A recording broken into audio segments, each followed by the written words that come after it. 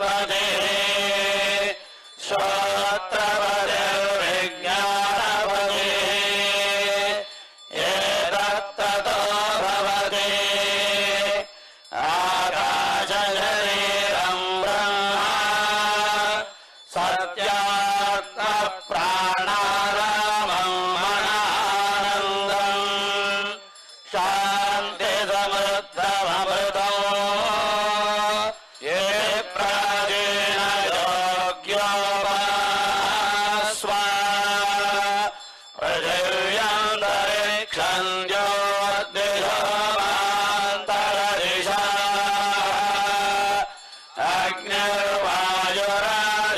अग्निर्वायुरादित्यश्चन्द्रमा नक्षत्राणि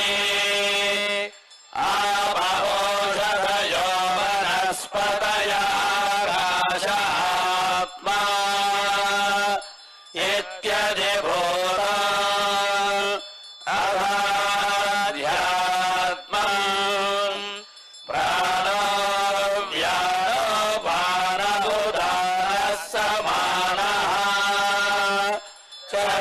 चक्षुश्रोत्रं मनोवाक्पयः चर्ममागं लग्नस्तावास्ति मज्जा एतदधिविधाय ऋषिरवोचत् पाण्डं वा इदं सर्वं पाण्डेनैव वाङ्गस्पृणोतीति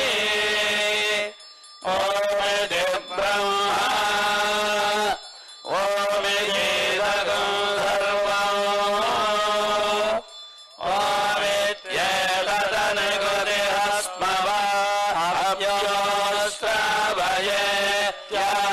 ओमित्येतदनुगतिरस्मवाभ्योऽश्रावयेत्याश्रावयन्ति ओमिति सामानि गायन्ति ओगं ओमिति सहस्राणि सगंसन्ति ओमित्यध्वर्युः प्रतिकरं प्रतिगृह्णाति ओमिति ब्रह्मा प्रसूति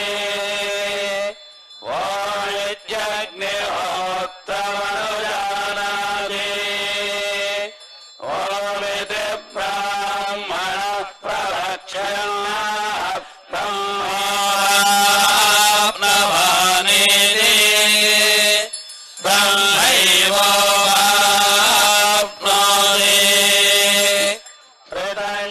स्वाध्याय प्रवचने च सत्यं च स्वाध्याय प्रवचने च तपश्च स्वाध्याय प्रवचने च तपश्च स्वाध्याय प्रवचने च शमश्च स्वाध्याय प्रवचने च अज्ञयश्च स्वाध्याय प्रवचने च अग्निहोत्रं च स्वाध्याय प्रवचने च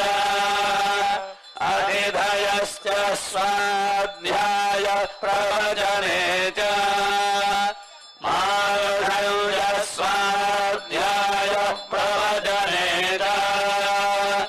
प्रजाय स्वाध्याय प्रवचने च प्रजनश्च स्वाध्याय प्रवचने च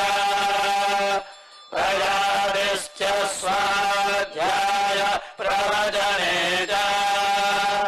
सत्यमिति सत्यवचाराधीतरः तव इति तपो नित्यः पौरुषेत्तिः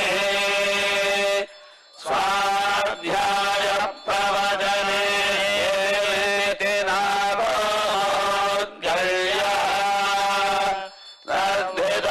तद्धितपस्तद्धितपः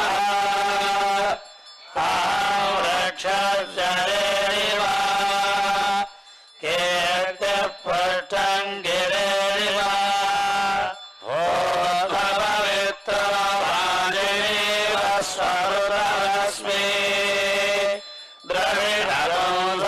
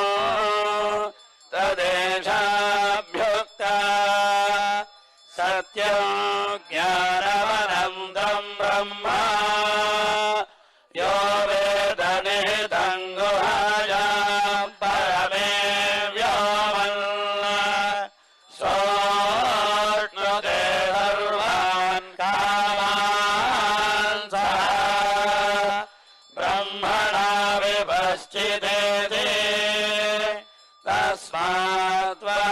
एतस्मादात्मनाकाशः सम्भूतः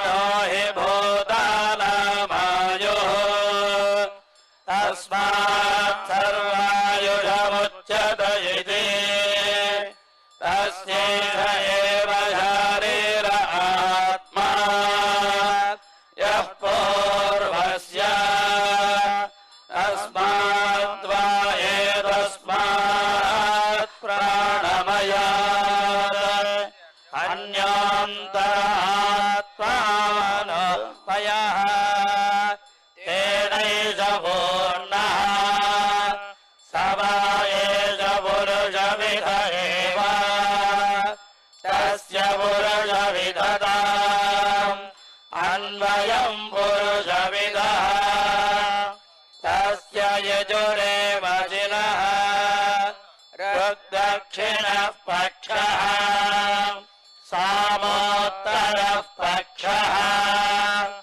आदेशः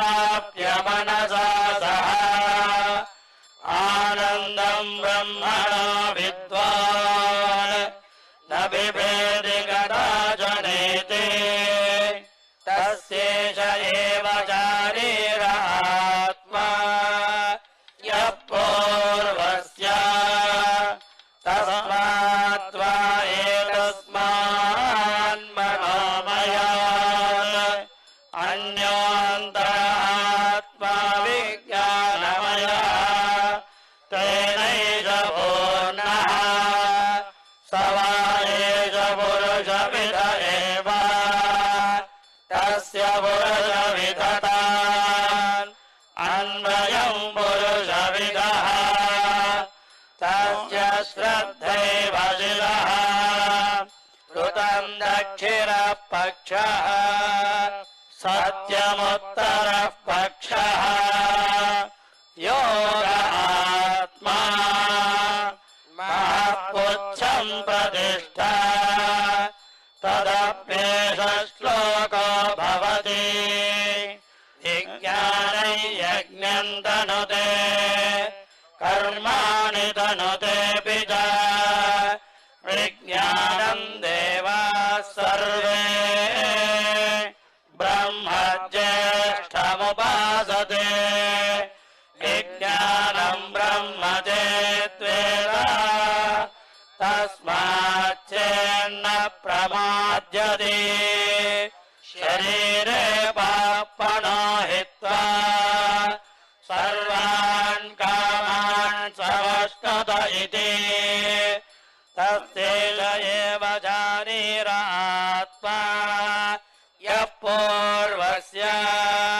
तस्मात्त्वा एतस्मात् विज्ञानमयः अन्योऽन्तर आत्मानन्दमयः तेनैष पूर्णः स वा एष पुरुषविद एव तस्य पुरुषविदताम् अन्वयम् पुरुषविदः तस्य प्रियमेव शिरः मोदो दक्षिणः पक्षः प्रमोद उत्तरः पक्षः आनन्द आत्मा ब्रह्मपुच्छम् प्रतिष्ठा तदप्येष श्लोको भवति असन्नेव स भवति असब्रह्मेति वेद चेत् अस्ति ब्रह्मेति चेद्वेद सन्तमेनम् ततो विदुरिति एव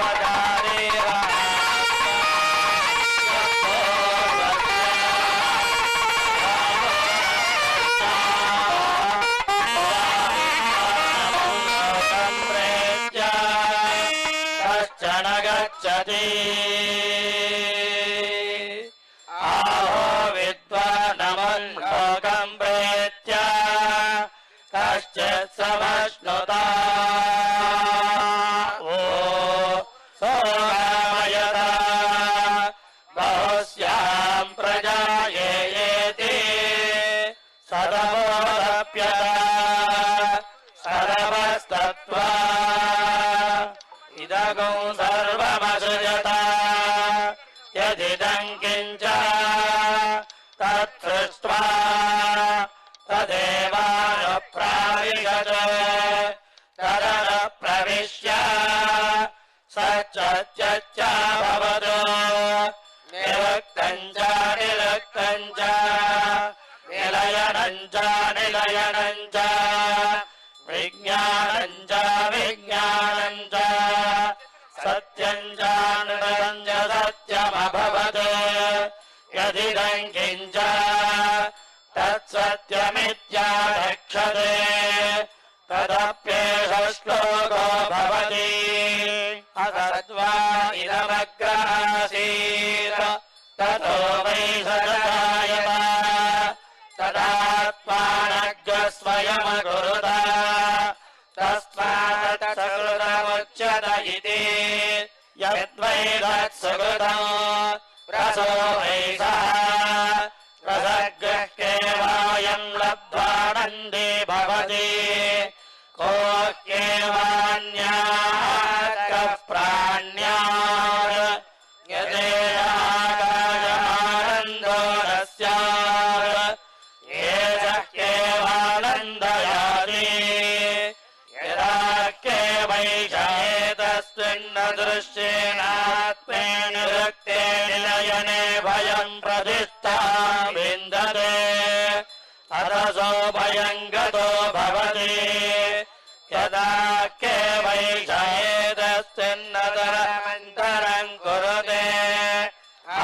तस्य भयम् भवति तत्त्वेव भयम् विदुषो मन्मानस्य तदप्येष श्लोको भवति भीषास्मा स्वादः पवते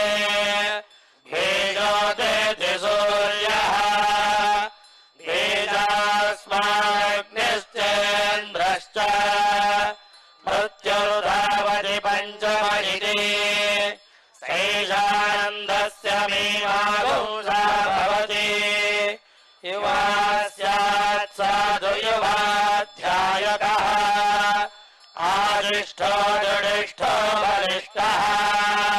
तस्येयम् पृथिवी सर्वा वित्तस्य पूर्णा स्यात् स एको मानुषानन्दः ते शतम् मानुषा आनन्दाः स एको मनुष्यगन्धर्वाणामानन्दः श्रोत्रियस्य जागामहतस्य ते शतम् मनुष्यगन्धर्वाणामानन्दाः स एको देवगन्धर्वाणामानन्दः श्रोत्रियस्य जागामहतस्य ते शतम् देवगन्धर्वाणामानन्दाः स एकः पितॄणाञ्चरलोकलोकानामानन्दः श्रोत्रियस्य जागामहतस्य ते शतम् पितॄणाञ्चरलोकलोकानामानन्दाः स एकः जानजानान् देवानामानन्दः श्रोत्रियस्य जागामहतस्य ते शतमाजानजानान् देवानामानन्दाः स एकः कर्मदेवानाम् देवानामानन्दः ये कर्मणा देवानयन्ति श्रोत्रियस्य जागामहतस्य ते शतम् कर्मदेवानाम् देवानामानन्दाः स एको देवानामानन्दः श्रोत्रियस्य जागामहतस्य ते शतम् देवानामानन्दाः स एक इन्द्रस्यानन्दः श्रोत्रियस्य जागामहतस्य ते शतमिन्द्रस्यानन्दाः स एको बृहस्पतेरानन्दः श्रोत्रियस्य जागामहतस्य ते शतम् बृहस्पतेरानन्दाः स एकः प्रजापतेरानन्दः श्रोत्रियस्य जागामहतस्य ते शतम् प्रजापतेरानन्दाः स एको ब्रह्मण आनन्दः श्रोत्रियस्य जागामहतस्य स यश्चायम् पुरुषे यश्चादावादित्ये स एव स एव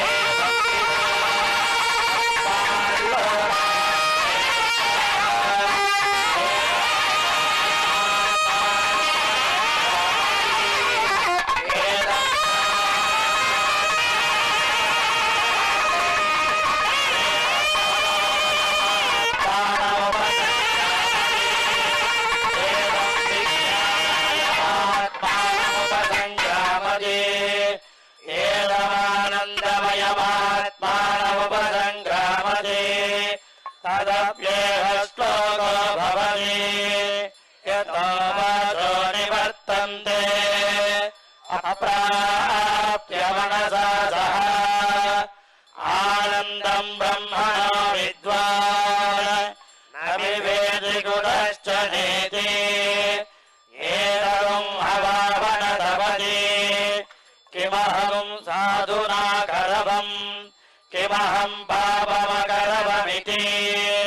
स य एवम् विद्वानेते आत्मानग्रस्पृणुते उभेः के वैषयेते आत्मानग्रस्पृणुते य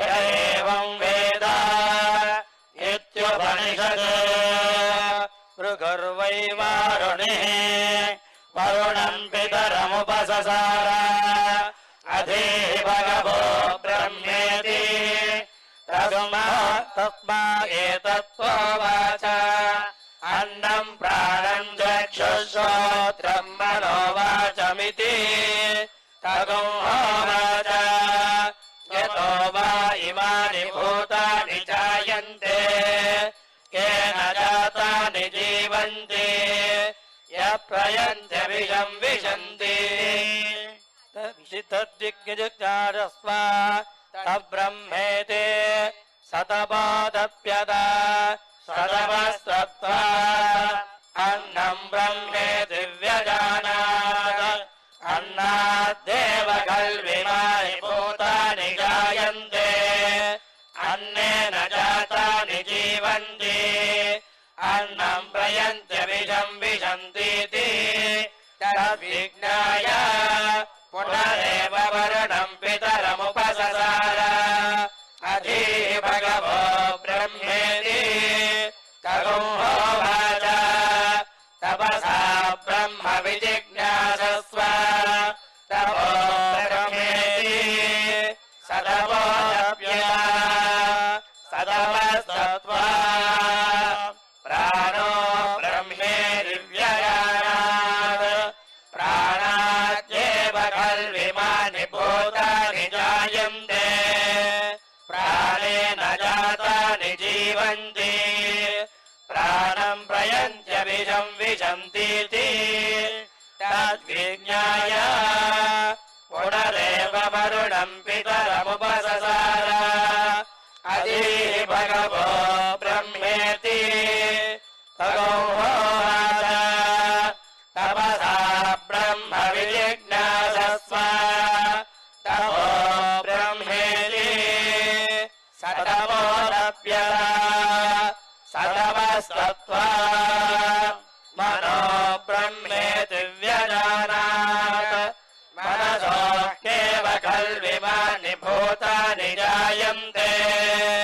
मनसा जातानि जीवन्ति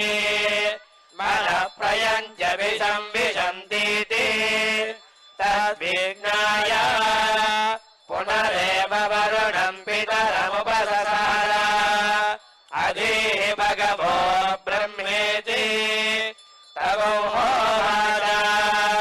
तपसा ब्रह्म विजिज्ञासस्व तपो ब्रह्मेति सदवोऽप्यया सदवस्तत्वा विज्ञानं ब्रह्मेति व्यजानात् विज्ञानाद्धेव खल्विमानि भूतानि जायन्ते विज्ञानेन जातानि जीवन्ति विज्ञानं प्रयन्त्य विषं विशन्तीति तद्विज्ञाय पुनरेव वरुणं पितरमुपससार अधीः भगवो ब्रह्मेति तगोवाच तपसा ब्रह्म विजिज्ञासस्व तपो ब्रह्मेति सतपोऽप्यया सतवस्तत्वा आनन्दो ब्रह्मेति व्यजानात् आनन्दाद्देव खल्विमानि भूतानि जायन्ते आनन्देन जातानि जीवन्ति आनन्दं प्रयन्त्य विषं विशन्तीति सैषा भार्गवी वारुणी विद्या परमे व्योमन् प्रतिष्ठिता य एवं वेद प्रतिष्ठते अन्नवानन्नादो भवति महान् भवति प्रजया भजुभिर्ब्रह्मवर्चसेन महान् कीर्त्या अन्नन्ननिन्द्यात् तद्व्रतो प्राणो वान्नो शरीरमन्नादो प्राणे शरीरं प्रतिष्ठितो शरीरे प्राणप्रतिष्ठितः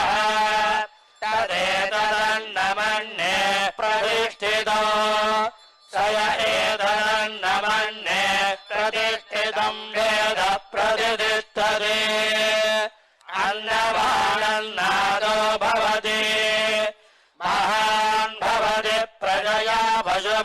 ब्रह्मवर्चसेन महाकीर्त्या अन्नं न परिचक्षेत तद्वतो आपो वा अन्नो ज्योतिरन्नादो अप्सुज्योतिः प्रतिष्ठितो ज्योतिष्यावः प्रतिष्ठिता तदेतदन्नमन्ये प्रतिष्ठितम् स य एतदन्नमन्ये प्रतिष्ठितम् वेद प्रतिष्ठति अन्नवानन्नादो भवति महान् भवति प्रजया भजभिर्ब्रह्मवर्चसेन महान् कीर्त्या अन्नं बहुकुर्वीत तद्वतो पृथिवीन्नो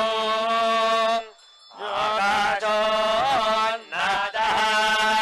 पृथिव्यामाकाशः प्रतिष्ठितः आकाशे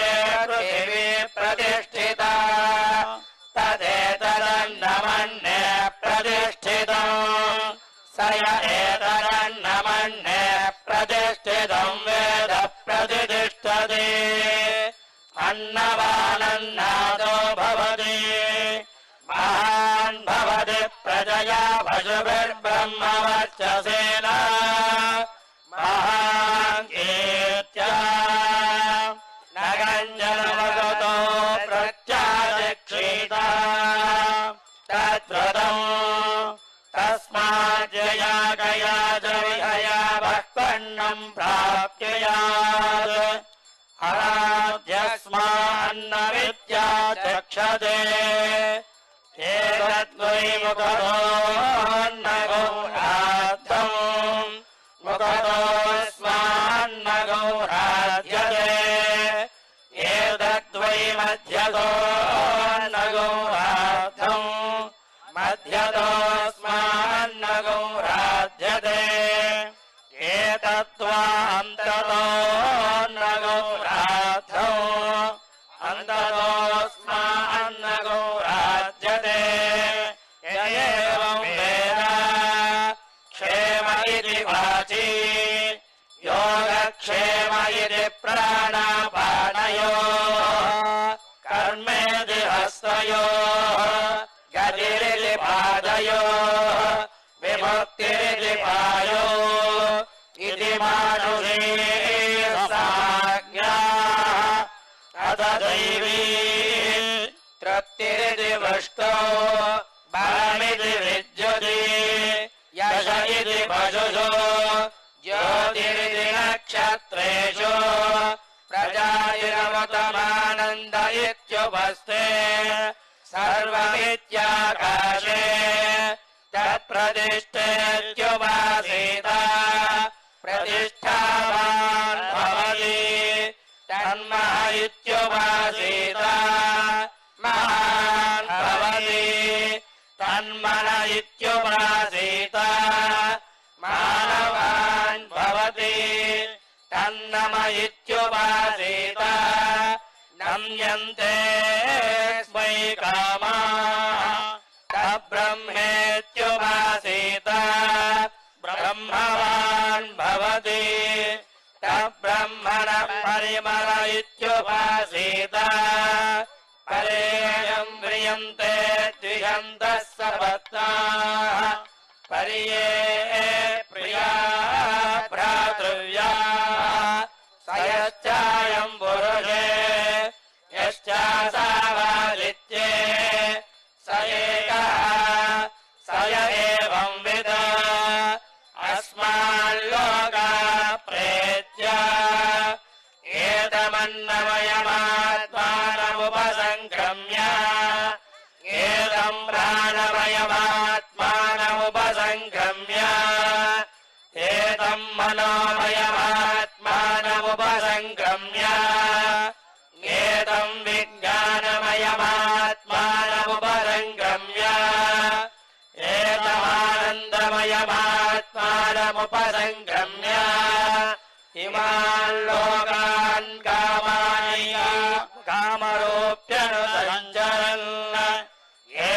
तत्सामगायन्नास्ते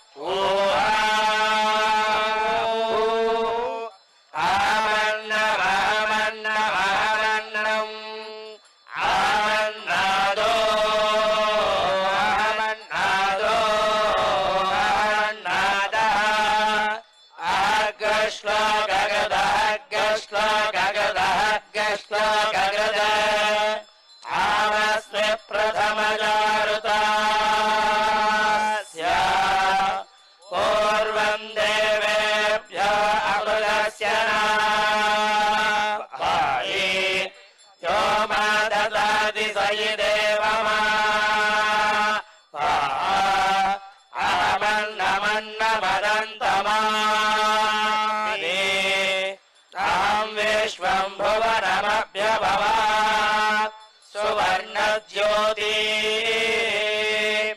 एवं वेद इत्युपनिषद् सह भवतु सह नो भुनक्तु सह वीर्यङ्करवावहै तेजस्विनावधीतमस्तु मा विद्विषावहै ॐ शान्ति शान्ति शान्तिः सदीरुषा पुरुषः सहस्राक्षः सहस्रवान् स भूमिम् विश्वतो वृत्वा अत्यदित्यदशाङ्गुलो पुरुष एवेदगुं सर्वम् यद्भूतं यच्च भव्यम् उदामृतत्वस्येषाणः यदन्नेनातिरोहति एतावानस्य महिमा अतोऽध्यायागश्च पूर्णः पादोऽस्य विश्वभूतानि त्रिपादस्यामृतम् दिवि त्रिपादोऽर्धौधेत् पुरुषः पादोऽस्येह भवात् पुनः ततो विश्वन्यक्रामतो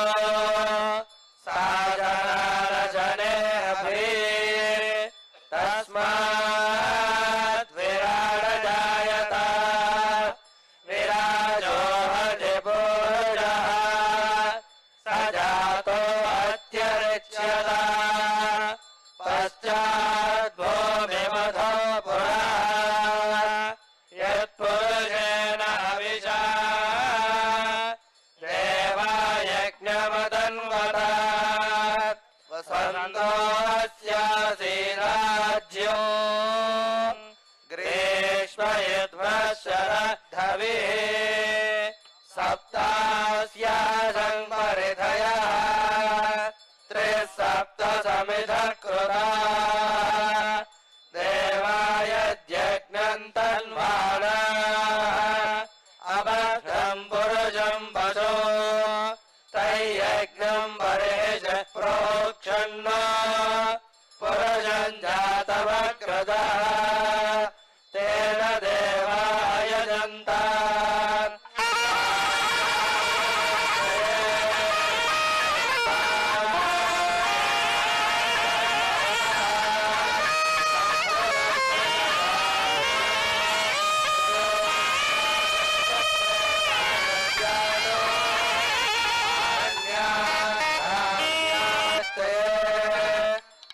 तस्मात् जज्ञात् सर्वभूतः त्वजस्सामानि जज्ञिरे छन्दागोजज्ञिरे तस्मात् तस्मादश्वा अजायत रामानुजपात्रम् ज्ञानवैराग्यभूषणम् श्रीमद्वेङ्कटनाथार्यम् वन्दे वेदान्तदेशिकम् लक्ष्मीनाथसमारम्भान् नारदामुनमध्यमाम् अस्मदाचार्यपर्यन्ताम् वन्दे गुरुपरम्पराम् यो नित्यमच्युतपराम् पदयुक्मरुक्मम् व्यामोहदस्तुरान् तृणायमेने अस्मद्गुरोर्भगवतस्य दयैकसिन्धो रामानुजस्य शरणौ शरणं प्रपद्ये मातापिताय वदस्तनया विभवतः सर्वं यदेव न जपः नवदन्वजानाम् आद्यस्य न कुलपतेर्वकुलाभिरामं श्रीमद्भवेङ्कटेश्वरं प्रणमामि मूर्त्ना भूतं सरस्तमहारापयभट्टनाथ श्रीभक्तिदारकुलशेखरयोगिवाहान् भक्ताङ्गरेण वरकालयतीन्द्रमिश्रान् श्रीमद्बलाङ्कुशमणिं प्रणतोऽस्मि नित्यं சதித்தருளா வெண்ணயளைந்த குணங்கம் விளையாடு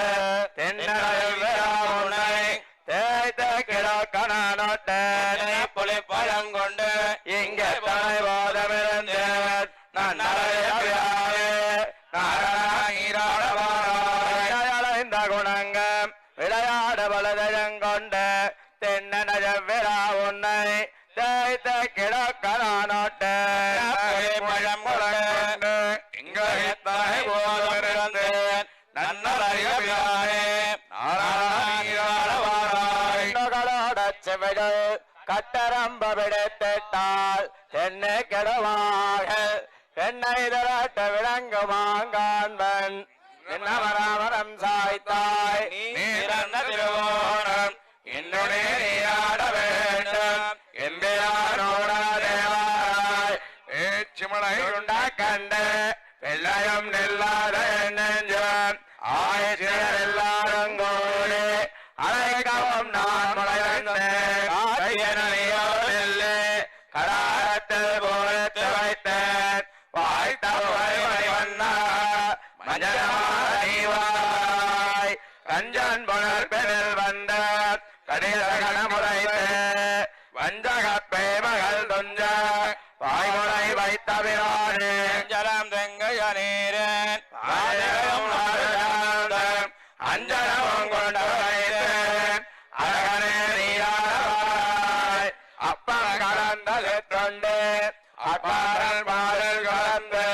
சொப்படலான் சொட்ட வைத்தேன் தென்னலுதல் நம்பே பிறமென்முளையார்கள் சிறுபுறம் பேசித்திருப்பார் சொப்பட நீராட வேண்டும் சோத்தம்பிரான் இங்கே வாராய் என்னை கொடுத்த இருட்டு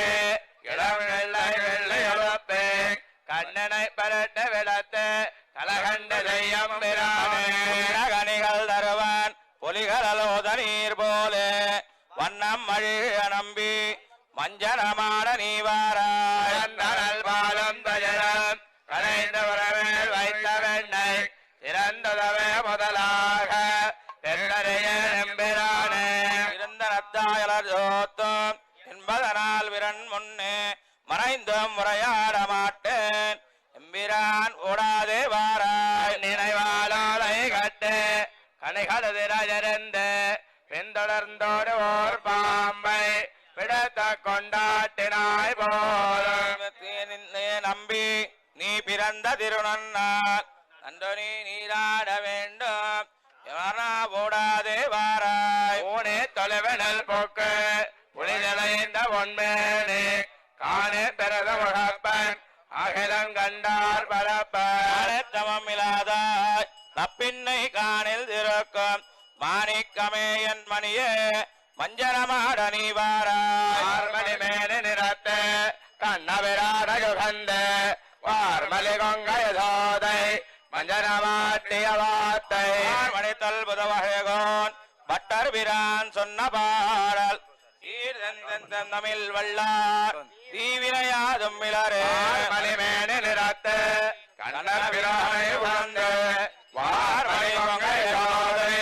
மஞ்சனமாட்டிய வார்த்தை உதயகோன் பட்டர் பிரான் சொன்ன பாடல் சீர்தந்தன் தமிழ் வல்லார்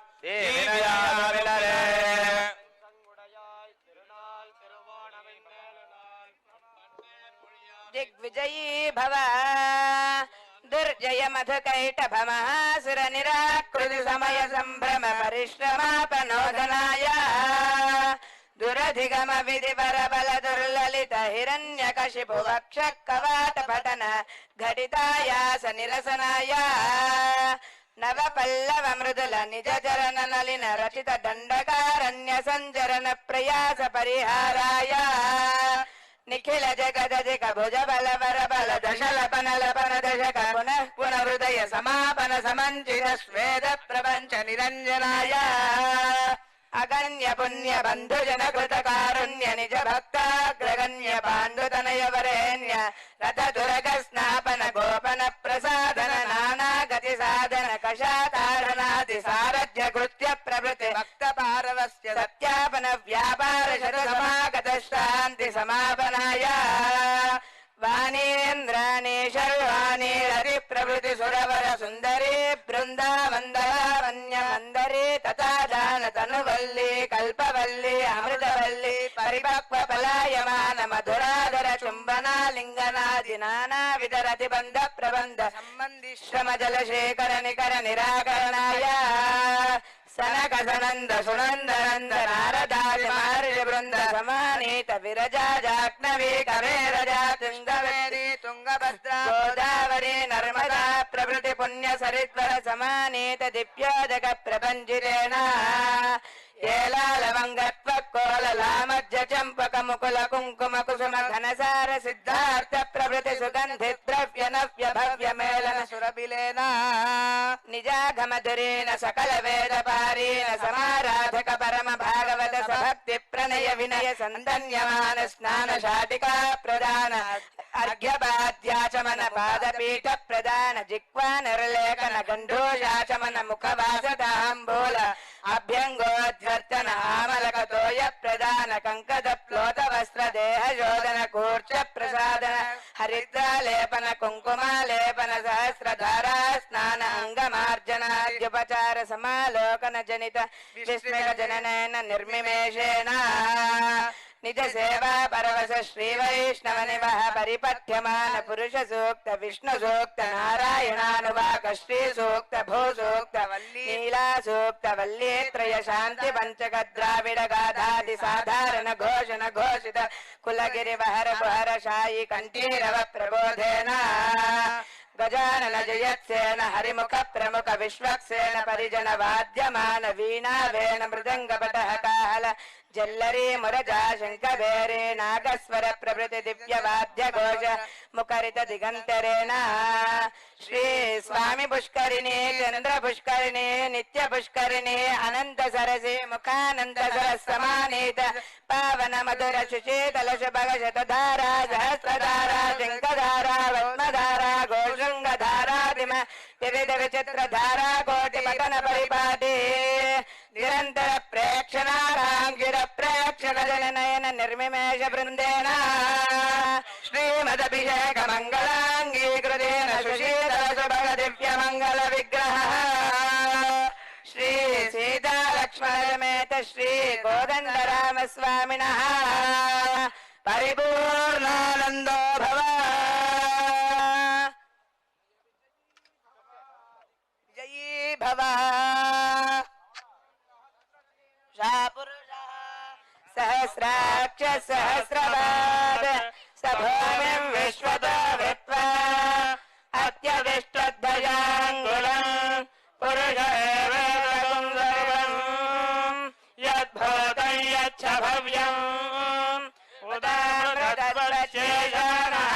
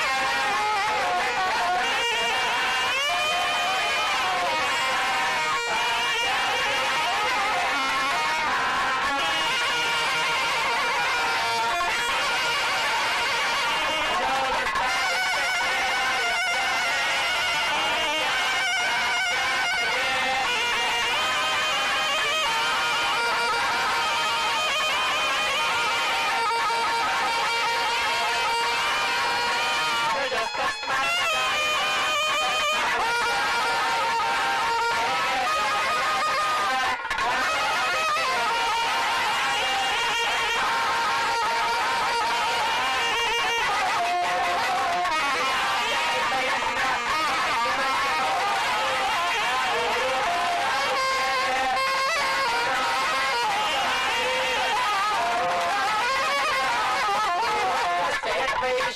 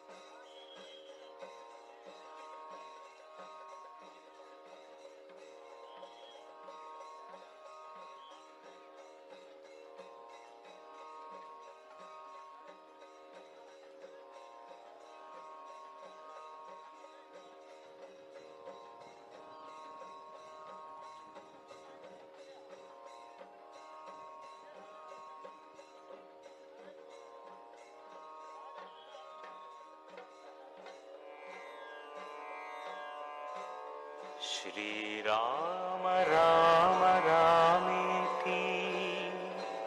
रमे रामे मनोरमे सहस्रनाम तत्तुल्यं श्रीराम नाम वरानने श्रीराम राम रामेति रमे रामे मनोरमे सहस्रनाम तत्तुल्यं श्रीराम नाम वरानने श्रीराम राम रामेति रमे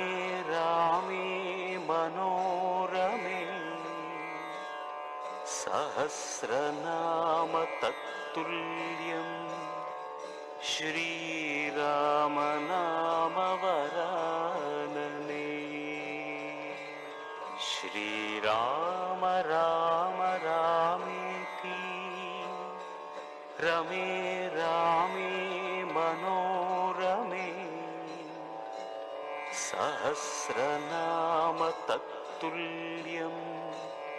श्रीराम नाम वरानने श्रीराम राम रामेति रमे रामे मनोरमे सहस्रनाम तत्तुल्यं श्रीराम नाम वरानने श्रीराम राम रामेति रमे रामे मनोरमे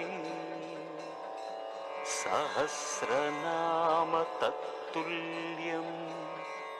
श्रीराम नाम वरानने श्रीराम राम रामेति रमे रामे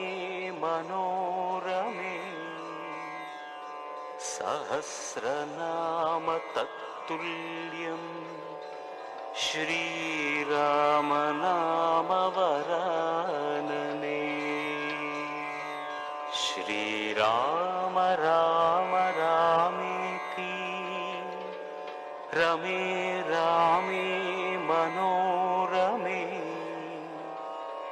सहस्रनाम तत्तुल्यं श्रीराम नाम वरानने श्रीराम राम रामेति रमे रामे मनोरमे सहस्रनाम तत्तुल्यं श्रीराम नाम वरानने श्रीराम राम रामेति रमे रामे मनोरमे सहस्रनाम तत्तुल्यं श्रीराम नाम वरानने श्रीराम राम रामेति रमे रामे मनोरमे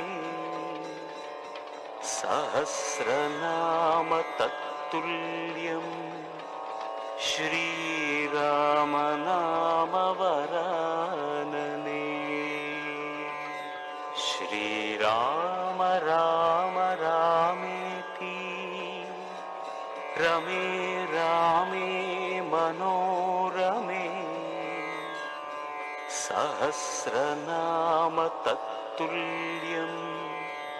श्रीराम नाम वरानने श्रीराम राम रामेति रमे रामे मनोरमे सहस्रनाम तत्तुल्यम् श्रीराम नाम वरानने। श्रीराम राम रामेति रमे रामे मनोरमे। सहस्रनाम तत्तुल्यम् श्रीराम नाम वरानने। श्रीराम राम रामेति रमे रामे मनोरमे। सहस्रनाम तत्तुल्यम्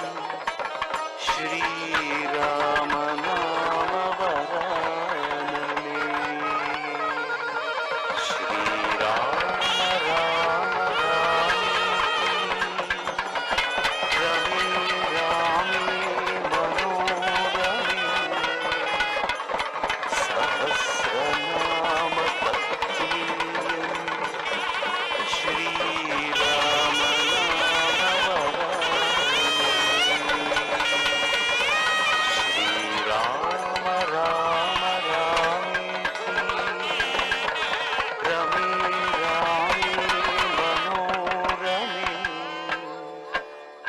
सहस्रनाम तत्तुल्यम् श्रीराम नाम वरानने। श्रीराम राम रामेति रमे